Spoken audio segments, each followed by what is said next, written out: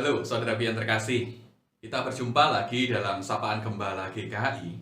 Dan pada hari ini kita akan bersama-sama merenungkan tema tindakan ceroboh. Perenungan hari ini didasari dari kitab 2 Raja-Raja, pasalnya yang ke-6, ayatnya yang ke-5. Demikian. Dan terjadilah ketika seseorang sedang menumbangkan sebatang pohon, jatuhlah mata kapaknya ke dalam air. Lalu berteriak-teriaklah ia, "Wahai tuanku, itu barang pinjaman." Saudara, beberapa waktu yang lalu, pihak kepolisian berhasil mengungkap penyebab kebakaran gedung Kejaksaan Agung pada bulan Agustus 2020 silam. Ternyata, yang menjadi penyebabnya adalah ada para pekerja yang merokok tidak pada tempatnya. Mereka merokok di ruangan yang sebetulnya di situ tidak boleh merokok. Mengapa? Ya, karena di ruangan itu adalah ruangan tempat di mana ada dan disimpan bahan-bahan yang mudah terbakar, seperti thinner, lem, dan juga beberapa bahan kimia lainnya. Akibat kecerobohan mereka, negara harus menanggung kerugian yang ditaksir mencapai sekitar 1,1 triliun rupiah. Saudara yang terkasih, dalam bacaan kita hari ini, adegan kecerobohan yang mirip juga terjadi. Berawal dari kondisi tempat tinggal para nabi yang nampaknya terlalu kecil sehingga para nabi yang tinggal di situ merasa terlalu sesak. Saudara, timbul inisiatif untuk membangun tempat tinggal tambahan. Nah, untuk membangun tempat tinggal tambahan itu, mereka pergi ke tepi sungai Yordan untuk menebang pohon-pohon yang ada di situ, sehingga kayu-kayunya bisa digunakan untuk membangun tempat tinggal yang baru. Nah, yang terjadi, saudara, dalam prosesnya ada seorang pekerja yang nampaknya menjatuhkan mata kapak itu ke dalam sungai Yordan. Saya bayangkan dia pun kebingungan. Mengapa? Ya, karena kapak yang ia pakai, yang mata kapaknya ia jatuhkan ke dalam sungai Yordan, ternyata bukanlah kapak miliknya. Itu adalah kapak pinjaman.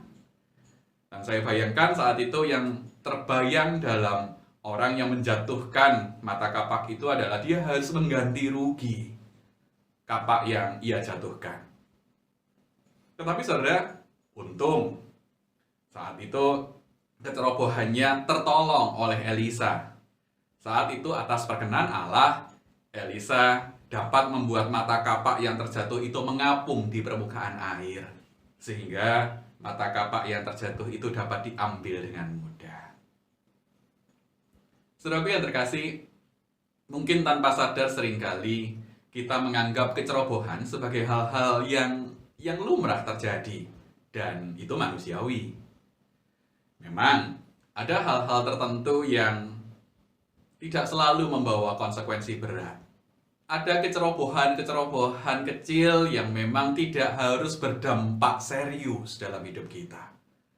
Tetapi saudara, ada kalanya kecerobohan yang terjadi harus dibayar dengan amat mahal.